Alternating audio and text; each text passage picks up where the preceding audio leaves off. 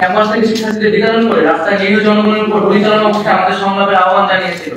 আমরা সেই আহ্বান প্রত্যাখ্যান করেছি। ফলস্বরূপ আমাদের আন্দোলনের এক নং সমন্বয়ক মোহাম্মদ নাহিদ ইসলাম অর্থাৎ আমাকে গুম করে 24 ঘন্টা শারীরিক ও মানসিক নির্যাতন করা হয়।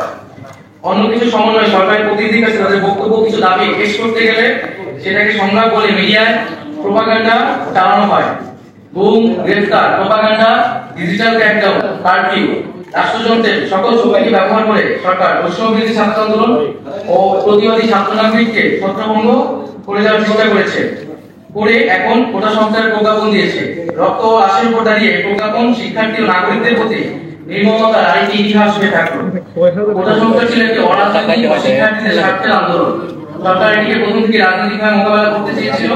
সরকার বিরোধী, মুক্তিযুদ্ধ বিরোধী, রাজাকারের সন্তান নানা ট্যাগ দিয়ে স্বতঃস্ফূর্ত আন্দোলনকে নস্যাৎ করার চেষ্টা করা হয়েছিল।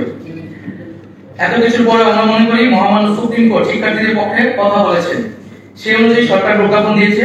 কিন্তু আমরা সুস্পষ্টভাবে বলতে চাই, কোটা ব্যবস্থার অন্যতম প্রধান স্টেক হোল্ডার হচ্ছে আন্দোলনরত শিক্ষার্থীরা এবং পাশাপাশি অন্যান্য কোটা যারা পায় তারাও এই কোটা ব্যবস্থার একটি স্টেক হোল্ডার একজন।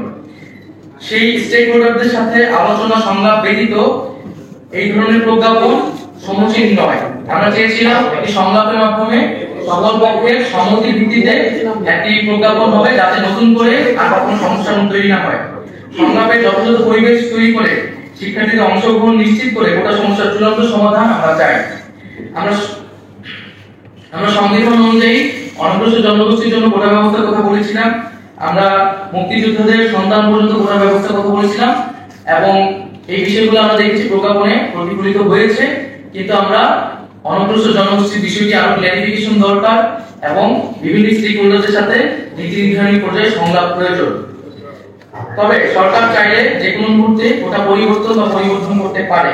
তাই কোটা ব্যবস্থার সুষ্ঠু বাস্তবায়ন, ব্যবস্থাপনা ও তদারকির জন্য একটি স্বাধীন কমিশন গঠন করতে হবে, যেখানে প্রাসঙ্গিক অংশীদারদের প্রতিনিধিত্ব থাকবে।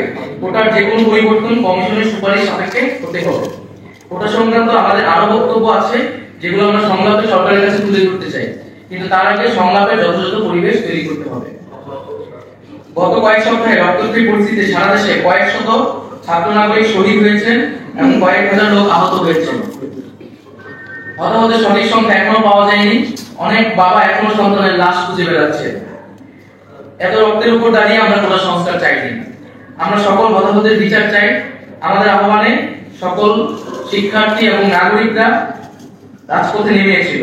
আমরা জনগণের কাছে বলতে চাই যে আমরা জনগণের সাথে আছি। আমাদের চূড়ান্ত দাবি ক্যাম্পাসগুলো খুলে সকলের সাথে আলোচনা করে আমরা জাতির সামনে পেশ করতে চাই। আমরা এখন নিরাপত্তাহীনতায় আছি। আমাদের বাসায় পুলিশ, ডিবি এবং গোয়েন্দা সংস্থার বিভিন্ন লোক যাচ্ছে। সারা দেশে নির্বিচারে মানুষকে গ্রেফতার করা হচ্ছে। আমরা এই পরিস্থিতির অবসান চাই। নিরাপত্তা বাহিনীর কাছে আমাদের আহ্বান থাকবে, ছাত্র জনতার মুখোমুখি আর দাঁড়াবেন না। আর একটি গুলিও যাতে কাউকে হত্যার উদ্দেশ্যে না করা হয়। এবং আমরা স্পষ্ট করে বলতে চাই, সারা দেশে যে সকল মানুষেরা শহীদ হয়েছে, আহত হয়েছে, আমরা তাদের পাশে আছি, শেষ পর্যন্ত থাকবো।